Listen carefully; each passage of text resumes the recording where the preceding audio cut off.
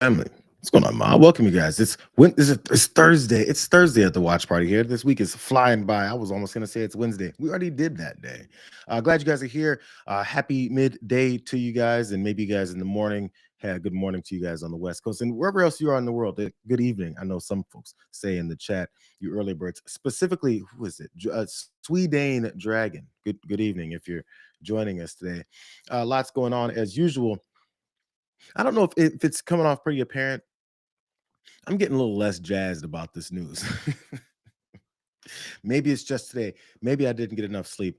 I don't know. It's similar. Seems to be a lot of these guys regurgitating the same things they lied about before, and us continuing to see them exposed. I feel like we're at this point where something actionable needs to be like done to remove these guys. It's on full display who they are. It's on full display the destruction that they're causing. I don't know why we have to keep talking about it and not doing something about it. Maybe that's coming. Not sure how many more things need to be exposed before we finally figure all that out. But one of those big things that definitely got exposed, that is on Wednesday, is when House Democrats released some of this information, some of it, and it was a lot of information, but some of the information that this Trump White House does not want released regarding his buddy-buddy relationship with Jeffrey Epstein and all the folks that he's trying to also hide and cover up for.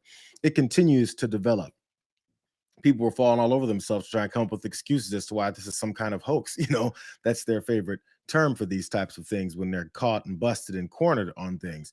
But I wanted to start with this story on something else that I'm not sure many people are really it's showing and paying attention to.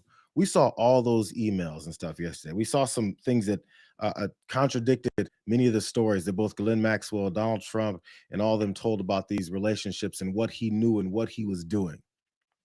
But what we don't pay a lot of attention to many times is the folks that directly talk about what it is this guy was doing and how they met him. Here's an Epstein survivor. You met Donald Trump, is it right, through Ghislaine Maxwell? I did, yes, and I met him on several occasions. Ghislaine Maxwell did introduce me to him, and she introduced me to him with a clear message of my being with him in the same way that she had trafficked me and brought me to Jeffrey Epstein. That's Epstein survivor Anushka DeGiorgio. And she clearly and obviously pointed out how she met Donald Trump and in what circumstances she met Donald Trump. That's another one of these survivors that's come forward with her story. It's in addition to other survivors that have talked about the way that he looked this one woman up and down because she was about to start working for Jeffrey Epstein. And Epstein said, "She's not for you." Do you guys remember that account too? I just feel like we don't compile all the things that we've seen, including the stuff we started seeing yesterday in these email releases talking about all the things that Epstein and Donald Trump were involved in, but then also these very credible accusations and the way that they were treated and how and when they met Donald Trump. We always seen it that way. We've always seen it. Why don't we pay attention to the obvious things right in front of us? Like we continue to let them just, lie to us. But that hasn't stopped them from shaking in their boots. Here's what some of their response was yesterday when more information came out that we should also, again, compile and combine in our brains with these very credible accusations like from that woman there. This is the panic that was happening yesterday. CNN has learned there will be a meeting today inside the White House as aides try to manage a potential House vote on the release of the Epstein files. This comes, of course, just hours after Democrats on the Oversight Committee released emails from Jeffrey Epstein himself mentioning Donald Trump by name multiple times. Well, the House is releasing these files, but it's not everything that the federal government has. Dana, there's additional files still held by the Justice Department that some Republicans on Capitol Hill are in support of releasing.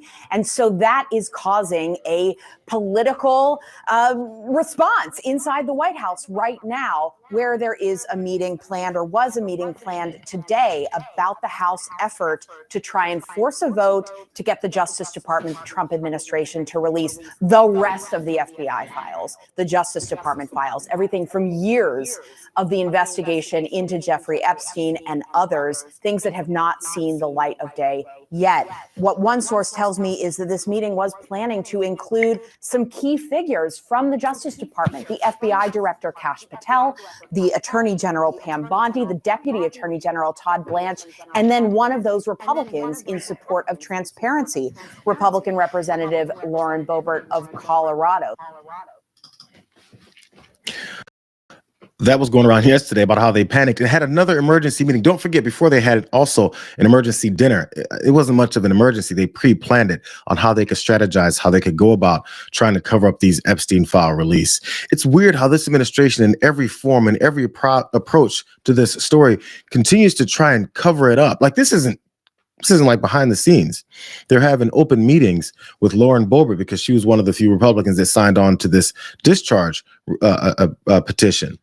So again, like I was saying yesterday, they're trying to make sure that these folks don't then take that next step now that Adelita Grijalva has now been sworn in, which I'm going to get to in a second. But it was really funny the way that Caroline Leavitt, the White House spokesperson there, was talking about this meeting of trying to find a way to cover this up further and trying to talk Lauren Boebert out of being a part of one of these signees on this petition.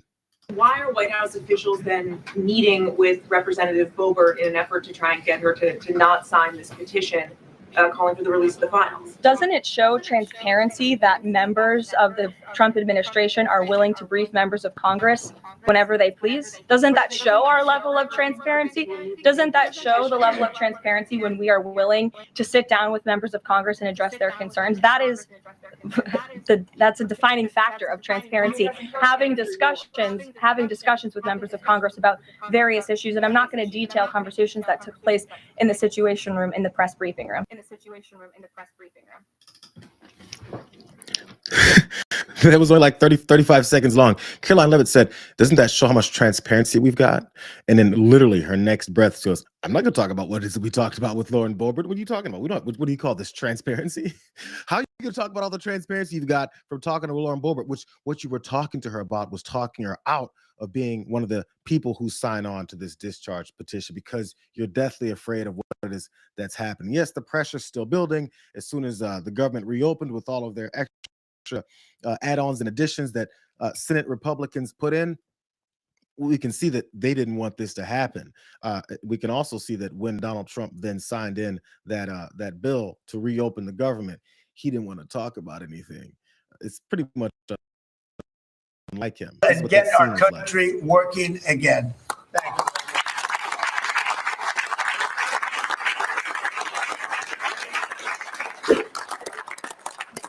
Okay, thank you very much. I don't know if you have questions. I think we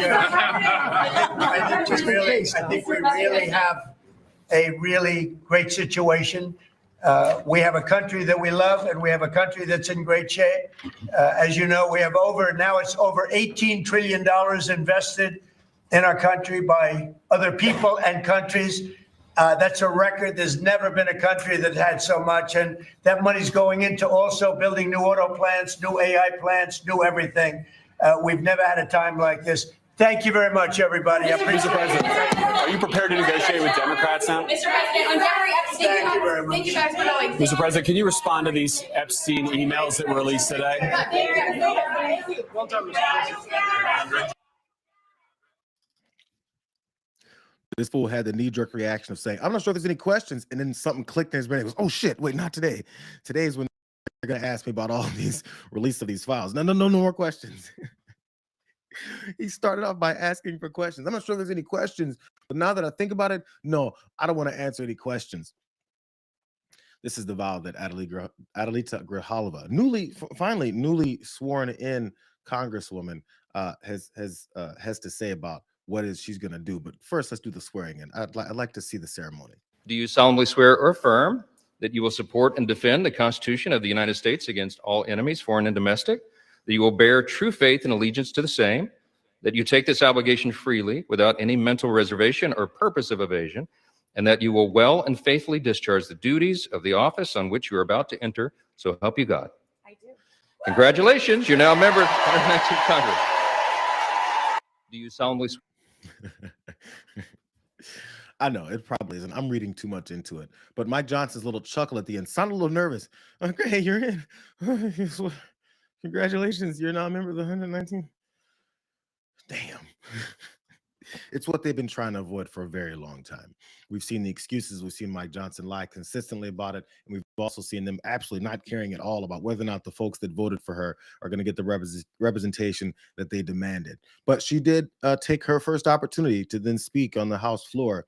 And she let her intention. We have experienced violence and exploitation, including Liz Stein and Jessica Michaels, both survivors of Jeffrey Epstein's abuse. They are here in the gallery with us this evening. Thank you for being here.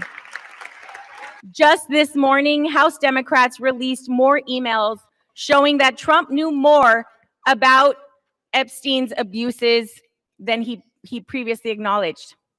It's past time for Congress to restore its role as a check and balance on this administration and fight for we, the American people. That is why I will sign the discharge petition right now to release the Epstein files. So that's what they were trying to look to avoid. They pick up one more person signing on. They're trying to pick off Lauren Boebert. But you know what? Since things are starting to go a little bit worse for them, things are starting to roll downhill against Donald Trump and what he is that he's looking for. They gave up a Lauren Boebert, which, by the way, reports said that Lauren Boebert decided to stand by this principle when it comes to signing on to this discharge petition. I guess they barked up the wrong tree. They expected her to want to fold to more of this. So I guess good on her for that. So once that happened, it was time for Donald Trump to freak the fuck out over on Truth Social. Did you guys see this? This is crazy. He said the Democrats are trying to bring up the Jeffrey Epstein hoax again because they'll do anything at all to deflect on how badly they've done on the shutdown and so many other subjects. The only thing the Democrats did on the shutdown was caving in and allowing you guys to get your destructive path back. Anyway, back to this post. He says, on a very bad or stupid only a very bad or stupid Republican would fall into that trap. The Democrats cost our country $1.5 trillion with their recent antics of viciously closing our country, while at the same time putting many at risk. And they should pay a fair price. Here's the best part. There should be no deflections to Epstein or anything else. And to any Republicans involved should be focused only on opening up our country and fixing the massive damage caused by the Democrats. Why are you bringing up Epstein, bro?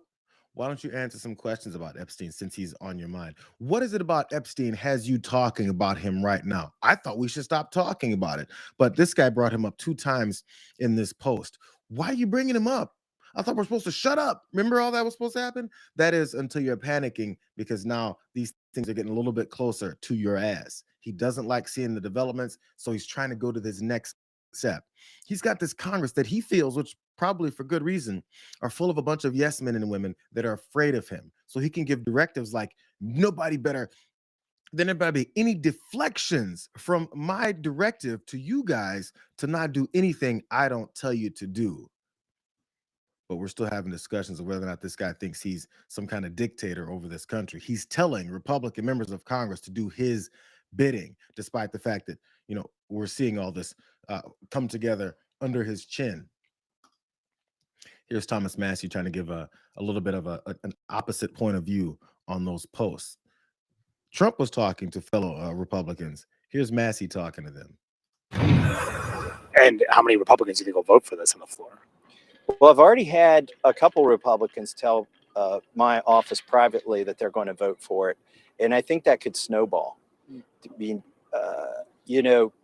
the deal for Republicans on this vote is that Trump will protect you if you vote the wrong way. In other words, if you vote to cover up for pedophiles, you've got cover in a Republican primary.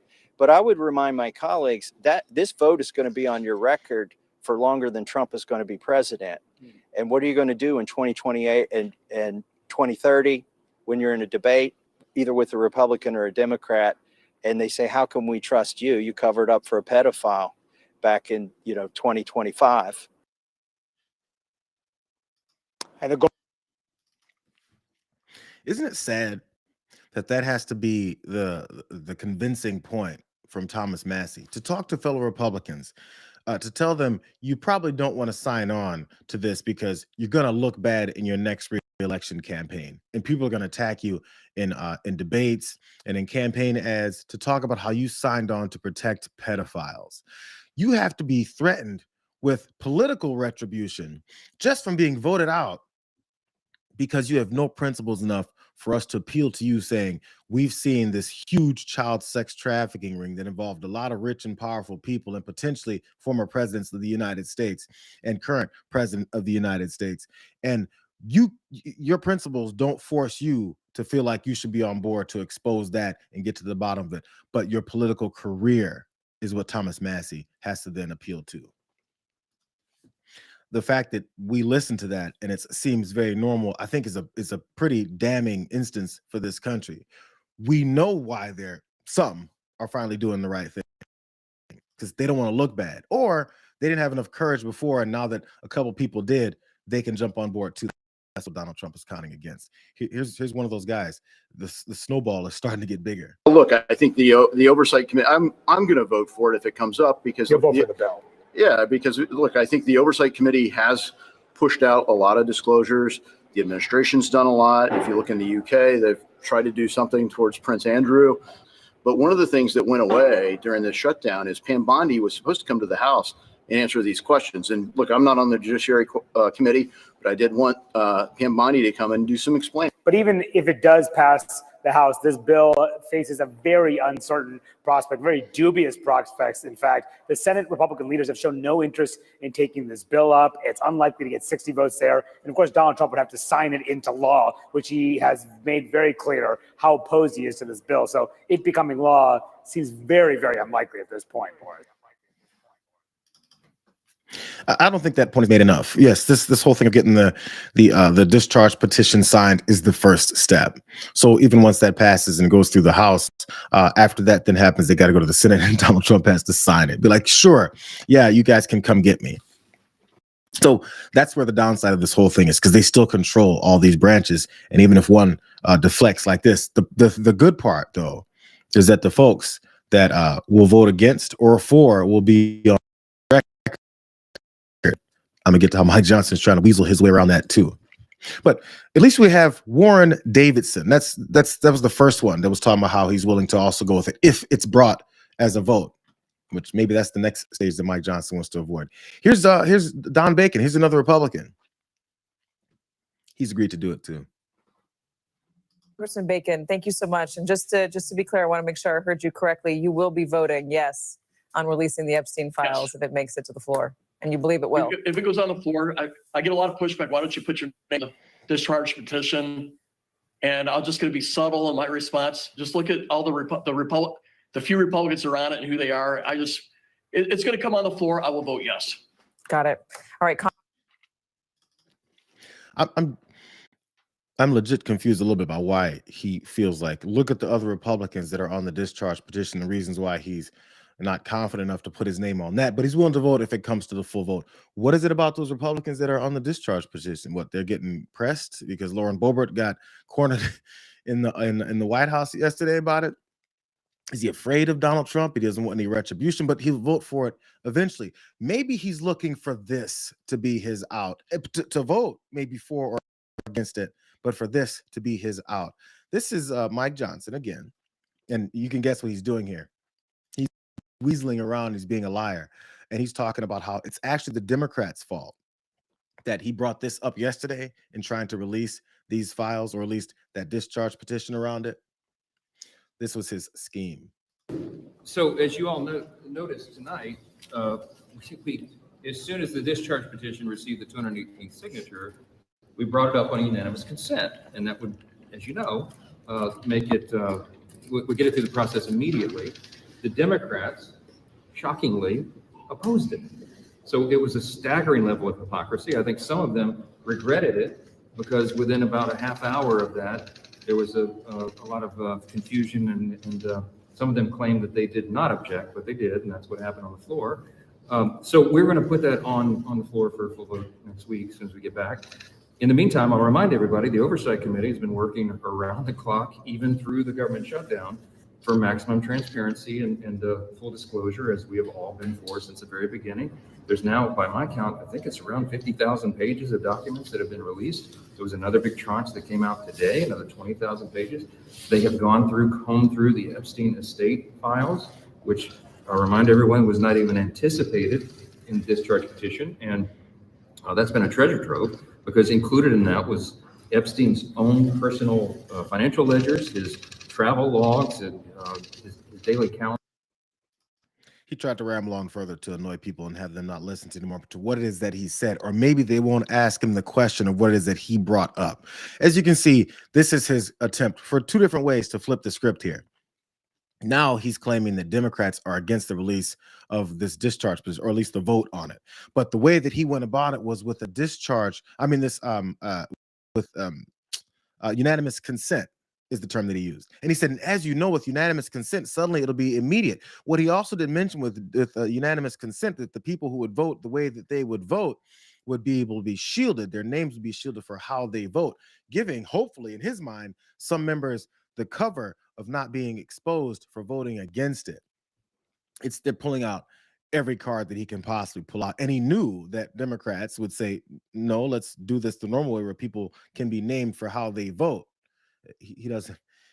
So he's using that as an excuse. Now, suddenly he thinks that anybody has in their brain any kind of a thought that after all of this campaign for pushing for the release of this discharge petition from Democrats, that suddenly, for reasons unknown, they're against releasing it. So he expects people to then think the Democrats are suddenly against releasing the Epstein files. Bill Clinton, Barack Obama, and every Democrat ever in history must be named in it.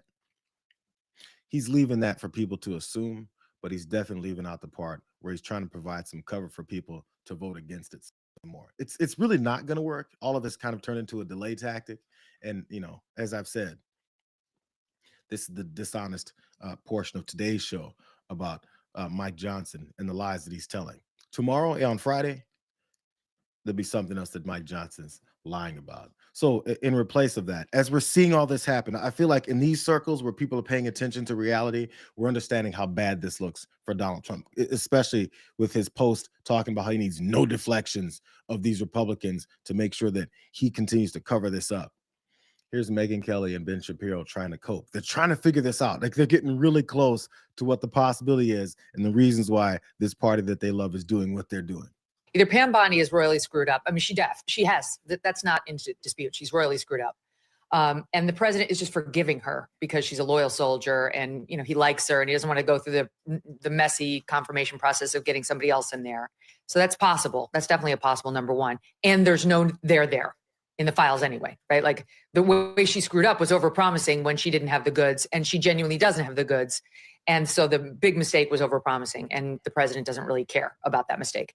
Or there is something there and it's being covered up and the president blessed it, right? But I didn't say, or there's a child sex ring that he's actively covering up, because the truth is, I think there's some middle ground between 1 and 2, you're 1 and 2, of there is something in there, more could be disclosed. And it's something short of there's a massive pedophile ring that they're covering up. Like, it would have some names. Those men would have to defend themselves. Maybe the administration doesn't think it's a fair position to put them in. Maybe there are questions about the accusers.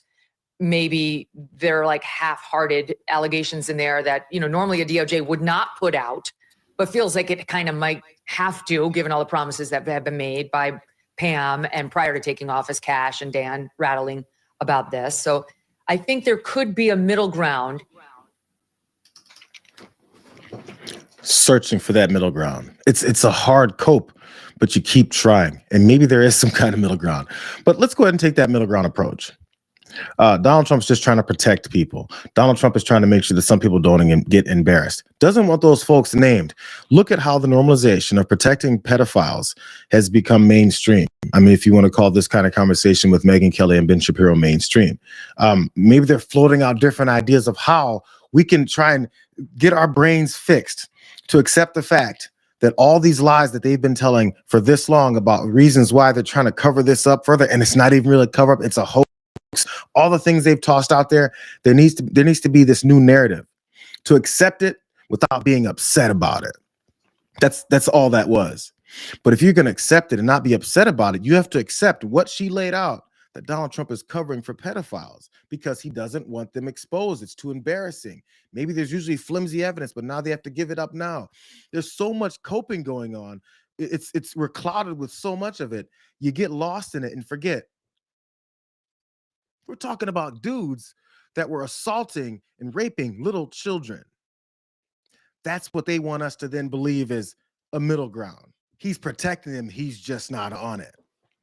And that's not bad enough for them to get rid of his ass. I mean, your president only covered for pedophiles. What's the big deal? He's just protecting them. That's the new coping mechanism. That's the new approach for this Republican Party. If you're still on board with them and agree with anything that they say, you're on board with the same thing. Let's shift gears. That took long enough. I wanted to make sure it did. I really wanted, I said once a week we're going to cover some Epstein things, but the developments are happening so damn fast it might be every other day. We'll see if there's more tomorrow. It might die down. The weekend usually gets crazy with horrible news from this administration, so it'll probably happen more then. Let's shift gears over to the economy though. But even before we do that, for those of you that were late to the game, all the early birds were here and they were, talking and getting involved. You missed the beginning of that story. There's more things happening with Epstein. It'll all be up on the channel later, of course, along with this next story regarding the economy. Did you guys see this? It's not just the soybean farmers anymore, and specifically in wherever the hell they're doing their farming. This issue with Donald Trump's economy and his destruction of everything involves folks in Iowa. That's super blue lib state. A new report shows income for farmers across Iowa could drop drastically next year. The net income for Iowa farmers is expected to fall 24% compared to this year. So that's a total of $3 billion, according to the Rural and Farm Finance Policy Analysis Center at the University of Missouri. I spoke with the researchers at the University of Missouri who worked on this projection. And what they said was the biggest single factor in this was the federal government. And that's two-pronged. One is with the trade deals that they are hammering out in the ongoing trade war. But then the other part of it is that financial assistance that hasn't been articulated for 2026. Farmers here have been anxious about the fact that there is not a farm bill that has passed, so they don't have the allocations that they had in previous years. Combining all of that with the factors that we've been discussing, with problems with increasing costs of operation, increased costs for fixing machinery, the trade wars, decreased amounts of purchasing from China in particular, even with the new trade agreement. All of that adds up to a substantial cut in income. And they have it, the University of Missouri has it predicted at 24%. There's a lot of farmers here who really want to impress upon the rest of the nation how dire the situation is and how much all of us depend on our farmers. Iowa farmers looking to have their income cut by another 24%. That's next year. That same next year that we've heard Scott Bessent, Donald Trump, Howard Lutnick talking about how just wait till next year. So they're telling Iowa farmers, just wait till next year when everything gets even worse for you by 24% more. But the thing is this was a town hall where, or at least a campaign event or a town hall where Nathan Sage, he's running in Iowa. The folks there understand where the problem lies. I mean, one aspect of the problem, there's many that Donald Trump has put in front of them. Here's them talking about it. Are the Iowa farmers that $20 billion is going to their $40 billion. $40 billion is going to their competitors. Oh, they're pissed. Oh yeah, and it's what's really interesting about it is the tariffs are the ones that create, like the trade war. The tariffs created the problem, got rid of the markets, and now we're going to pay them back with money from the tariffs that started the problem. Doesn't make any sense, right? They understand. It's multiple levels. Of course, it's the tariffs and the higher costs of things from just them operating, the cutoff of their exports to certain countries that they usually have. And now it's this bailout in Argentina which we've been talking about. It went from 20 billion to then 40 billion, as they pointed out there. And as I also pointed out yesterday, when the House Rules Committee came back into session and they were voting back and forth on amendments, and one specific about how those those Republican senators voted to try and enrich themselves off of being investigated for January 6th. That was one amendment that they shot down. I'm going to show you guys another amendment that this same House group shot down that was introduced to try and do something to remedy this $40 billion that this administration is sending to Argentina. Madam Chair, I have an amendment to the rule. I move the committee make an order amendment offered by Representative Horsford, which provides that all financial support provided to Argentina not explicitly authorized by Congress is hereby terminated, and $40 billion is hereby appropriated to go towards extending the Affordable Care Act's extended tax credits through December 31st, 2027. We want to give our Republican colleagues another chance to distance themselves from the policy and political failures of this White House. Please vote for this amendment. Show the American people that you care more about their health care than the Argentina politicians who are receiving billions of taxpayer dollars. The clerk will call the roll. Mrs. Fishbach. No. Mrs. Fishbach, no. Mr. Norman. Mr. Roy. Mr. Roy, no. Mrs. Houghton. Mrs. Houghton, no. Mr. Langworthy. Mr. Langworthy, no. Mr. Scott. Mr. Scott, no. Mr. Griffith. Mr. Griffith, no. Mr. Jack. Mr. Jack, no. Mr. McGovern. Mr. McGovern, aye. Ms. Scanlon. Ms. Scanlon, aye. Mr. Neguse. Mr. Neguse, aye. Ms. Ledger Fernandez. Ms. Ledger Fernandez, aye. Madam Chair. No. Madam Chair, no. The clerk will report the total. 4 yeas, 8 nays. The noes have it. The amendment's not agreed to. It's not just Donald Trump and this MAGA administration. It's these House members, just in this Rules Committee. They voted straightforward. You heard them all say it, one on their phone, giving middle fingers to the American people, that said, we're not going to allow this amendment to come across to take the $40 billion that we're looking to give to a foreign country to help save Scott Besson and his buddies and their bad investments and prop up the guy that they paid more money to get elected and put into place and add to his power. Instead of that, and it coming back to American citizens, talk about this healthcare crisis that the Republican Party is now finally admitting is an issue, because before they said it's fake. They voted against that amendment to bring $40 billion back to Americans in their healthcare system. That's what they care about. They're on record for it. They don't care. Matter of fact, when asked about it even further, Scott Besson, who was, of course, the brains behind this because he's looking to make money off it along with his good buddy, he's getting pissy about it. Like, they're actually angry that anyone's asking them about their theft of our money. Here he is. Secretary, amid this discussion of costs and prices and affordability, how does a $20 billion bailout of Argentina help Americans? You're the president's point person on that. Can you explain to those here who are feeling the pinch, including America's farmers, why the United States is helping out Argentina? Well, do you know what a swap line is? It's currency swap, yes. Yes, but what is that? You're the Treasury Secretary. Yes, but why would you call it a bailout? That is how. In most bailouts, you don't make money. The U.S. government made money. We used our financial balance sheet to stabilize the government. One of our great allies in Latin America, during an election, the president there won in a landslide. The government's going to make money, and I would rather use peace through economic strength than have to be shooting at narco boats coming offshore.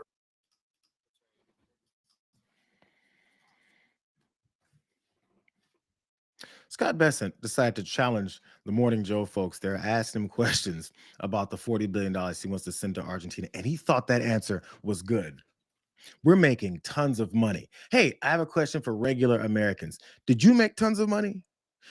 Are you bringing in tons of money from this Argentina not bailout, according to Scott Besson? If you don't want to call that a bailout, as you said, we just assisted Javier Milei into getting elected and put into power under doing everything that these guys want him to do.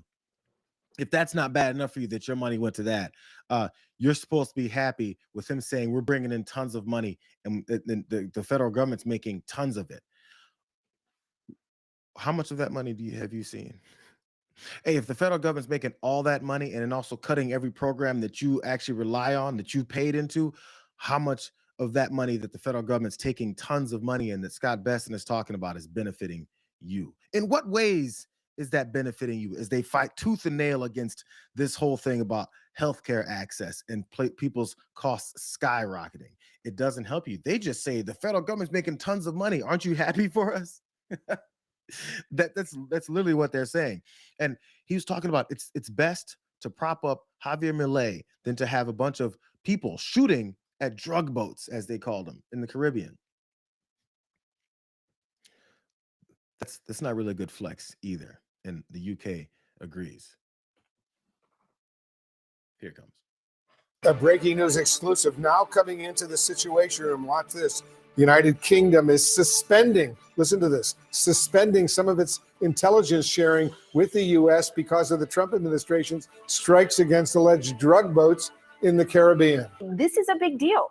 The UK is arguably the closest ally to the United States when it comes to intelligence sharing. What else do we know? Yeah, Pam, it's a really significant rupture here. Essentially, what we're learning is that the UK is no longer sharing intelligence with the US about these suspected drug trafficking vessels in the Caribbean because it does not want to be complicit in the US military's strikes on these drug vessels and believes fundamentally that the US military's use of force against these vessels violates international law, according to multiple sources that we spoke to. And we're told that the UK is deeply uncomfortable with that, and they believe that it is pretty blatantly illegal. So you've got the traditionally colonizing UK even distancing themselves and no longer doing intel sharing, specifically when it comes to this whole process for blowing up boats in the Caribbean. The UK, like, this is like really bad. If you need more signs that we're the bad guys as we murder people and act like that's what our threats are, as we're trying to then invade South American countries, they've talked about controlling our hemisphere from the warmonger Pete Hegseth. That's actually something that Scott Besson tried to use as an excuse as to why they're propping up Javier Milei as well. We don't want to keep blowing up boats, except for the fact that Donald Trump and Pete Hegseth keep celebrating the fact that they're blowing up boats. Which reality do they expect people to believe here? Because you're supposed to believe that as he deflects to try and avoid all this bad news about him bailing out Argentina. But at the same time, we're supposed to also celebrate they're doing exactly what it is that he said they don't want to do anymore.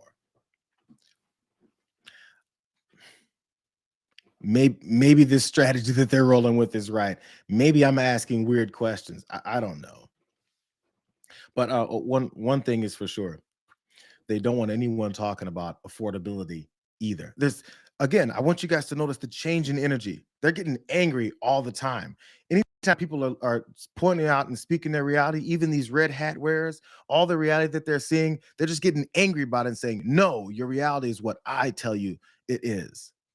So, Mr. Secretary, it's not news anchors at NBC saying it, it's the voters a week ago saying life is too expensive in this country. So do you believe the idea that voters are saying affordability is a problem for me is a con job? I believe even this morning you had two people come on and say, well, I look at the price at the pump and I know costs are up. Well, gasoline's down. So that is a con job. And I think that's what's frustrating. So you don't believe that all the people who went to vote last Tuesday on the issue of affordability, my rent's too high, I can't afford to buy a house, groceries are too expensive. You think they're just misperceiving what's happening in their lives? I think that they're There he is getting a couple more frogs in his throat over talking about this con job. He's telling Americans, that was a direct question. Americans, regular folks at home, you can attack media figures, you can attack Democrats that are elected. Regular folks at home are talking about how things suck. And he called all of them con artists. All these people in the United States of America that voted for these dum-dums are a bunch of con artists. Scott Besson said it. I didn't say it. He said, you guys are conning us. It's pretty obvious that when you've seen the price of gas go up, you're just lying to me because you want to make Donald Trump look bad. This is their new political approach. And it seems like they just don't give a damn anymore. And usually regimes that don't give a damn anymore have, no thought about getting elected again. They just plan on hanging around even longer. I'm going to let him try and finish, even though let's see if that frog jumps out of his damn throat. I think that they're that we inherited an affordability crisis. We have slowed the price increases down, and they are going to continue to slow down, and that real working class wages will go up, and that will address the affordability issue. And I think this is what Democrats are afraid to do. You can blame the media. I understand that's part of your job, but let's talk about voters who are saying life is too expensive. Not just talking about Democrats in New York City who might have voted for Mayor-elect Mamdani, ranchers, Republicans in red states saying things are too expensive. What do you say to them?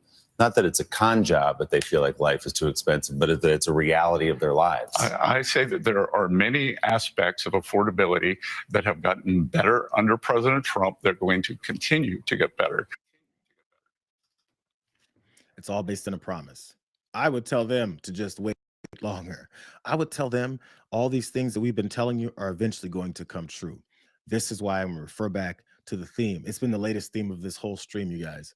They're liars. Why would you believe someone who has a history of lying, who's been proven wrong, who's blatantly lied to your face multiple times, and his pain then strikes you further? They keep lying about it. Why would you believe Scott Bessent now when he then says, just wait a little bit longer, you guys? I believe things are going to get better. So therefore, what you're experiencing right now is a con job. Does that make any sense to anybody? Especially when you got people like Peter Navarro working in this same administration. You got Scott Bessent, Peter Navarro, Howard Lutnick, and Kevin Hassett, this clown car of dummies. Here's Peter Navarro, because he's always fun to listen to lie. Hamburger is now $8 a pound on sale. It was $4 a pound on sale last year. I call that 100% increase. And she started the email off by saying, I am a Trump supporter. All right, let's take beef. So what do you say to her right now? It's not about one thing. It's about. We feel your pain. We are literally doing everything we can. I mean, I actually meet with a group. But the president calls it a con job. I meet with a group once a week in the Roosevelt room where we've got an attack plan to deal with beef. I get that. I get that, Peter. But I'm going to give you the last minute. The president calls this a con job. How do the American people think he feels their pain when he says it's a con job? At the political level, that's what's going on. They blame him for Biden's legacy. And therefore he's angry. And that makes him angry. But again, I understand the discussion we can have, and I'll come back for a longer one. Please do. We can go through this. All right. Good to be with you. Good to see you, sir. Here's answer number 2. We feel your pain. Well, at the same time, Donald Trump is mad that people are saying that they're in pain. So therefore, we can understand why Donald Trump is upset. It was just like yesterday. Why are we catering to a crybaby toddler in the White House? Like, that's, again, supposed to be normalized here. He's mad, so therefore we should accept that he's mad because he's having to face some accountability for his decisions and his economic policies that have destroyed so many people's lives. It's okay because we feel your pain, according to Peter Navarro. But it always comes back to, we've inherited this. It's so bad. What do you want us to do? It's not like we promised we'd change things on day one. Here's more of him. What we have to do is explain really carefully about this Democrat con job. And let's be clear what it is. They want to blame Donald Trump for what is Biden legacy inflation. Yeah. And we have to be very clear about 2 things. One, go category by category: housing, food, transportation, healthcare, exactly what we're doing. And we also have to remind people that everything the Democrats do pushes inflation up, and that the only reason why we ever had the inflation crisis to begin with is because of the wild inflationary policies of the Biden regime. I'm not sure if people listen to this as much as I do. They always say that. They just keep saying the same thing. I think even Maria Bartiromo, either she had to go to a break or something, but she kept jumping. Did you notice? Going, yeah, we hear you, Peter. Yeah, yeah, please, we get it. I think people are starting to understand that you just repeat the same propaganda talking points over and over and over and over again. So it's the Biden's fault. It'll be Biden's fault in 2027. It'll be Biden's fault in 2028. Nothing's ever going to be this guy's fault, no matter what it is that we see or feel. Here's a revelation, though. Again, going back to their lies that tariffs wouldn't cause any pain, that we can do anything here. We can bring in industry here and make all this money that usually happens with imports, things like coffee and bananas.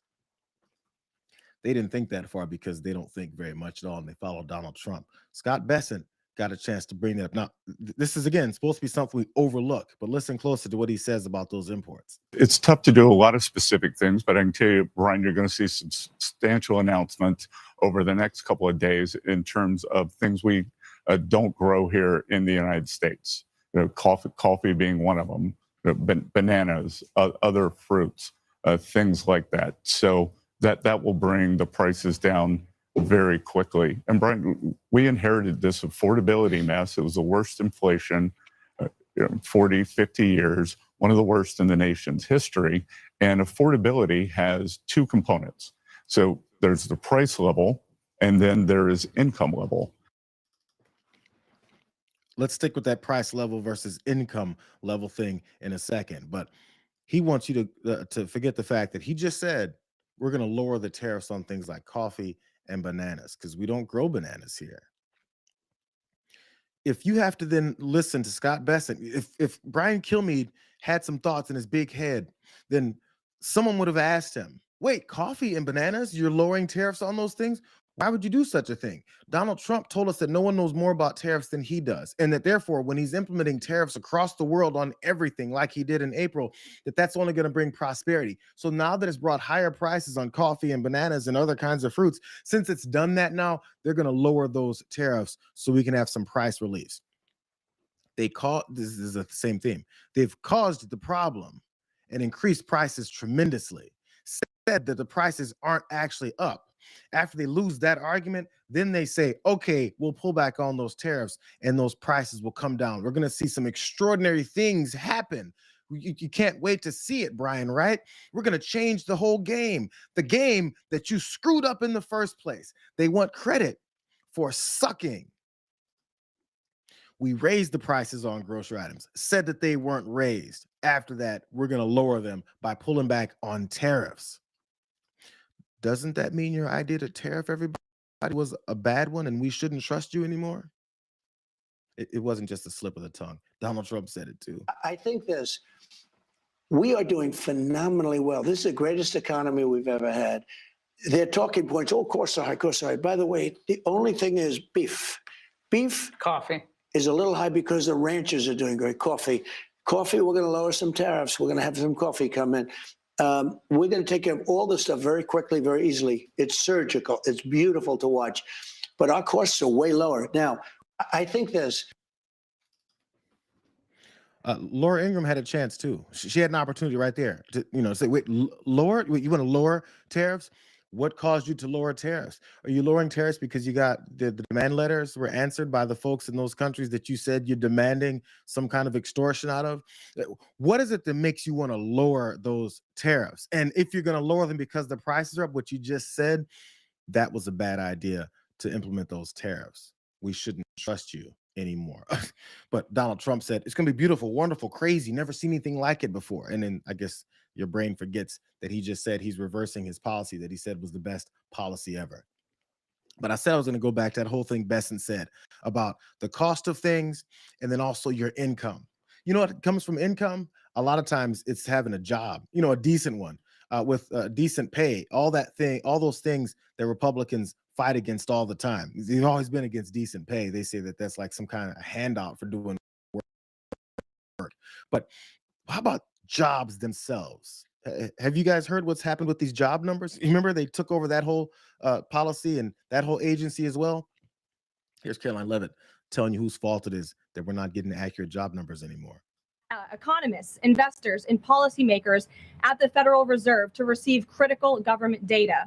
The Democrats may have permanently damaged the federal statistical system with October CPI and jobs reports likely never being released. And all of that economic data released will be permanently impaired, leaving our policymakers at the Fed flying blind at a critical period. How is it possible that Democrats, it's November, Democrats a year ago lost an election as far as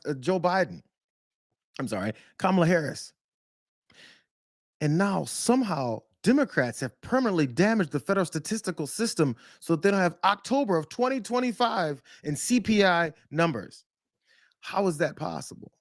What kind of controls is it the Democrats who haven't been in power for a year? How is it possible that they've controlled enough things that damaged your ability to tell us accurate job numbers? How is it possible? Let's just say it. Let's just blame anyone else, or not anyone else, specifically Joe Biden, who is, sitting up in his room watching TV right now. How does that make any sense? It doesn't have to make any sense. It just has to be repeated. Here's Kevin Hassett repeating it again.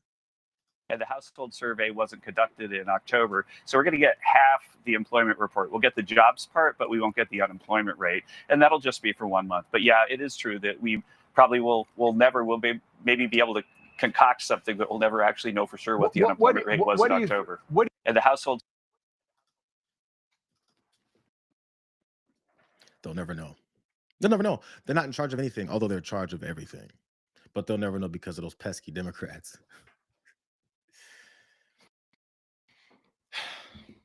Maybe this is why I wasn't so jazzed today as we jumped in. It's just tiring. It's straightforward to debunk all of these bullshit lies. It's really easy. All you have to do is listen to them and ask the first question that comes to your mind if you actually want an explanation to what is it they're talking about. But they don't care. It's literally all about propaganda. So let me dive into this. I may go over a little bit because I was being very methodical with the economic block of this whole stream. But let's go to Mike Johnson. And not Epstein stuff with Mike Johnson. I've jumped off that for a minute now. I want you guys to see the theme here and the ideas that are supposed to be behind it.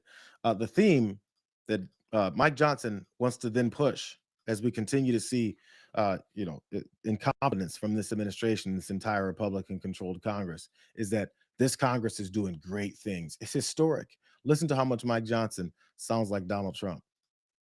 We're going to deliver for the American people, as we have been doing. I'll leave you with this thought. There's a split screen in America right now. There's a split screen. On one side of the screen, you have President Trump and the Republican majorities in the Congress and the Senate and the House doing the work for the American people. Look what we've achieved in the first 10 months of this year. You can make an argument that it's the most productive season for a new Congress and a new presidency, a new administration, at least in the modern era, maybe of all time. We're going to... You can't make that argument. Actually, you can't make that argument. Even though Mike Johnson says that you can make the argument, he just says it and says that you can make the argument. I wouldn't make that argument, especially since all these plots and plans that you have for healthcare that they keep saying that they've got. Look, let's see if something develops from that, since they're very productive in this Congress. Hey, here's another congressman, a Republican, talking about those healthcare plans. See if you see any production or any thought process out of this guy. Give me one thing that your supporters can look at and wait to happen as soon as the government reopens with healthcare. More choice, more transparency, more competition. There's all kinds of ideas that have been developed over the last decade that you will start to see once we start moving forward. You cannot keep throwing money after a problem that you're not fixing. Republicans and Donald Trump are going to fix this problem. So you're going to get that passed with the House, the Senate, and the White House in what time frame? Before the midterms, you would have to, obviously. First things first, Martha, we got to open the government first. Once we get that open, we got to get this appropriations process done. And companies giving. You see all those ideas he's got? More transparency, more competition. There's all kinds of ideas. Does that sound like a healthcare plan to you? Or does that sound like someone just throwing things out there? And then I guess, credit to Martha McCollum. She asked the most basic follow-up question: when? I mean, let's wait. Who knows? I mean, all I said was you're supposed to not ask me any details or specifics about the propaganda that I'm pushing your way. Instead, what you're supposed to focus in on, are you guys going to see the theme here? Instead, what you should focus in on is what Mike Johnson has to say, not about their lack of plans or ideas, but about how they're very productive. So it's very clear who's responsible for this. And I think that when we go into next year in the midterms, we're very bullish about the outcome. We have an extraordinary record to run on.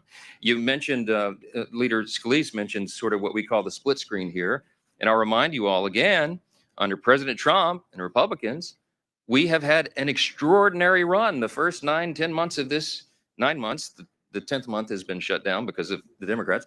The first 9 months of this Congress and this administration, arguably the most productive of all time. We cut taxes, cut regulations, cut waste, fraud, and abuse in government. I think he wants you guys to think that this is the most productive Congress of all time because, you know, they cut fraud, waste, and abuse. Every time you hear that term, fraud, waste, and abuse, what they're talking about is taking away people's, their access to things, the things that we paid for in taxes, agencies that actually facilitate us being able to live and have those opportunities that they keep talking about. That's what fraud, waste, and abuse is to these guys. So let's transition back one more time. Let's see if there's any more ideas from people like Ron Johnson, since this is the most productive Congress of all time ever in history, according to Mike Johnson. Republicans don't No, have a plan to give unified. I realize Democrats are doing everything they can to blame Republicans for their failed healthcare system. And they're the ones that remade our healthcare system. They're the ones who put in Obamacare that's causing premiums to skyrocket. Okay? So again, we're happy to work with them if they first admit the problem. That's the first step in solving a problem. You got to admit you have it. Did you hear any ideas there? Or did you hear them say we're going to wait one more time? You have to admit that you have a problem first. If you've given no answers, the only answer they keep giving is that, you know, this is the most productive Congress in history. I'm going to give Ron Johnson one more chance. Maybe he came up with an answer when he was on CNBC about what is it they're going to do. You know, let's bring free market competition back into the healthcare industry. Let's bring back, way more consumer choice. You know, Rick Scott, an expert in healthcare, right? He's working with people like myself, leadership, the White House. You know, let's design the Republican plan. You know, we completely blew it with the repeal and replace. I never liked that term. I always said, let's repair the damage done, transition to a system that works. Health savings accounts. Again, open up the marketplace to high catastrophic plan. Let individuals use money we deposit in a health savings account to buy whatever insurance they want. Association plans. I mean, there's all kinds of good free market ideas out there that give consumers the choice, put them in the driver's seat and bring back the benefits of free market competition, because that's what we've driven out of healthcare. Let's bring free market. Have you seen them put any of this on paper? Have you seen them given a way that this could work? You're supposed to save some money and put it in some kind of other account, and then you get healthcare magically. They don't actually have anything that they think you're supposed to take seriously. They just throw out terms and expect you to hear it and say, oh, they're up to something, but then wait 5 more years and nothing has happened. Remember the concepts of a plan? We're the concepts. There's all kinds of thoughts of plans. My favorite thing that Ron Johnson said there, I feel like maybe you guys heard him say it too. He needs to do things like what Rick Scott, who's an expert in healthcare. Rick Scott is an expert on healthcare. We should start following Rick Scott. There was other folks that were following Rick Scott. The only problem is they were investigators and they busted his ass on healthcare. It is one of the biggest criminal investigations of an American corporation ever. We're executing a search warrant. In the past few months, hundreds of federal agents have raided at least 70 of Columbia's hospitals and offices in 7 states. Rick Scott promised explosive growth to shareholders, but to insiders, Rick Scott could be ruthless. They seem to care more about profits than medicine. Good old-fashioned fraud, lying for money.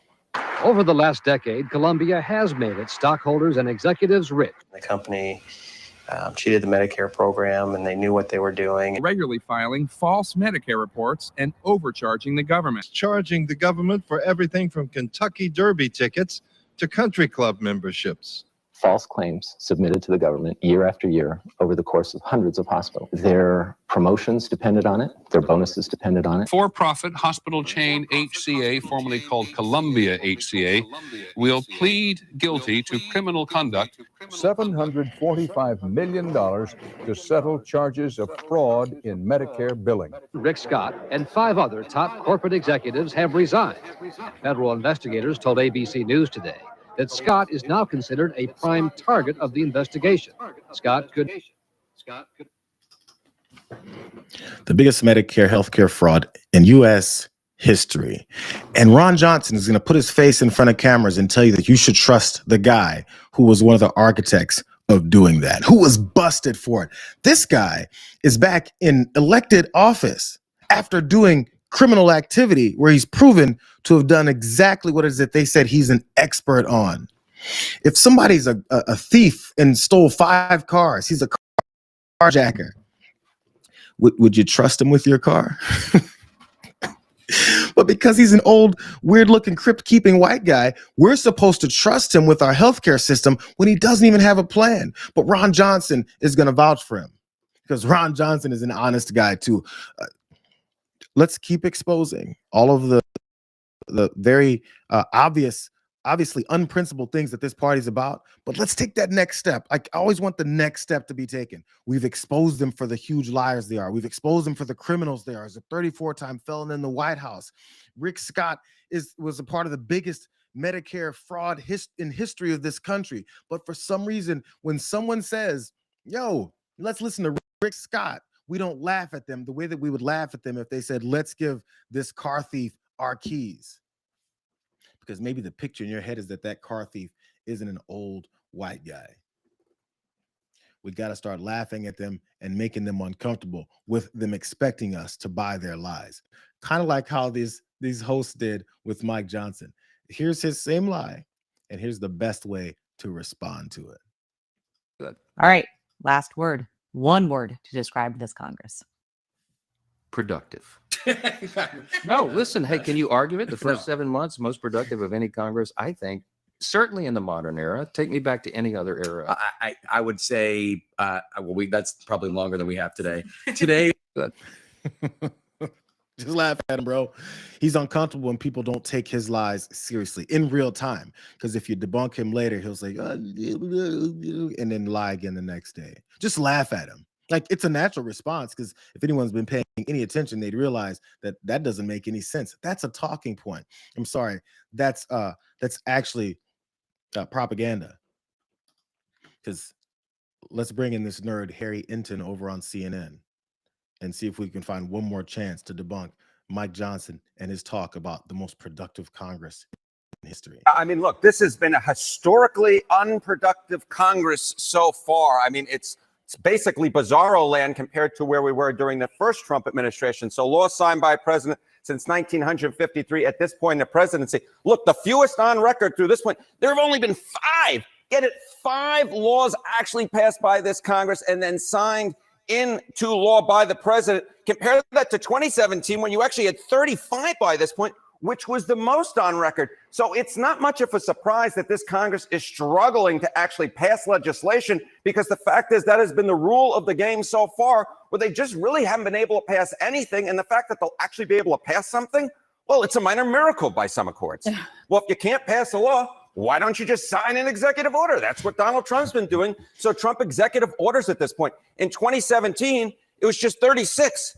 Look at the number now. Holy Toledo, 152. That is the most on record for any president at this point in a presidency, dating back since at least the FDR administration. Indeed, if you had this 152 and Donald Trump didn't sign a single other one, that itself for the entire year would be the most since FDR. The most productive Congress ever, if not the modern era, then forever, says Mike Johnson. Maybe it's the executive orders that he thinks is a productive Congress, especially since he follows behind Donald Trump's ass and kisses it every moment. And that's what he thinks production is. Let me kiss Donald Trump's ass and allow him to do anything he wants. Then we'll call this Congress a success.